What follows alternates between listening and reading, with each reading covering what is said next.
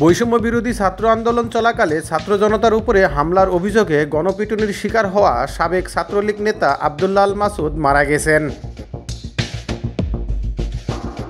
আব্দুল্লাহ আল মাসুদ রাজশাহী বিশ্ববিদ্যালয় ছাত্রলীগের সাবেক নেতা এবং কেন্দ্রীয় কমিটির সাবেক সদস্য ছিলেন। শনিবার রাতে বিশ্ববিদ্যালয় সংলগ্ন বিনোদপুর বাজারে তার উপর হামলা হয়। পরে তাকে গুরুতর আহত অবস্থায় থানায় সোপর্দ করা হয়। বোয়ালিয়া থানা পুলিশের ওসি মাসুদ পারভেজ বিষয়টি নিশ্চিত করেছেন। প্রত্যক্ষদর্শীরা জানান, নিহত মাসুদ রাজশাহী বিশ্ববিদ্যালয় ক্যাম্পাস থেকে বিনোদপুরের বাসায় ফিরছিলেন। এ সময় বিনোদপুর বাজারে পৌঁছালে শিক্ষার্থীরা তাকে ঘিরে ফেলে। পরে তাকে গণপিটুনি দিয়ে প্রথমে মতিহার থানা এবং পরবর্তীতে বোয়ালিয়া থানায় নিয়ে যাওয়া হয়। অবস্থা আশঙ্কাজনক হওয়ায় তাকে রাজশাহী মেডিকেল কলেজ হাসপাতালে ভর্তি করা হয়। হাসপাতালে চিকিৎসাধীন অবস্থায় রাতে মারা যান।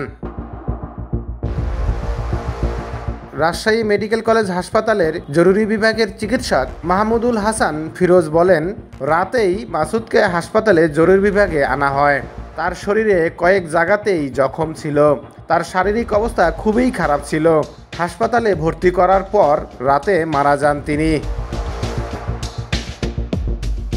উল্লেখ্য, 2014 সালের 29 এপ্রিল সকালে ক্লাসে যাওয়ার পথে রাজশাহী বিশ্ববিদ্যালয়ের জিয়া হলের সামনে হামলার শিকার হন আব্দুল্লাহ আল মাসুদ। দুর্বৃত্তদের হামলায় মাসুদের ডান পায়ের নিচের অংশ গোড়ালি থেকে বিচ্ছিন্ন হয়ে যায়। বাম পা মারাত্মকভাবে ক্ষতিগ্রস্ত হয়। সে সময় তিনি বিশ্ববিদ্যালয় ছাত্রলীগের সদস্য ছিলেন। 22 ডিসেম্বর 2023 সালে সাবেক প্রধানমন্ত্রী শেখ হাসিনার নির্দেশনায় রাজশাহী বিশ্ববিদ্যালয়ে চাকরি পেয়েছিলেন ছাত্রলীগের এই নেতা।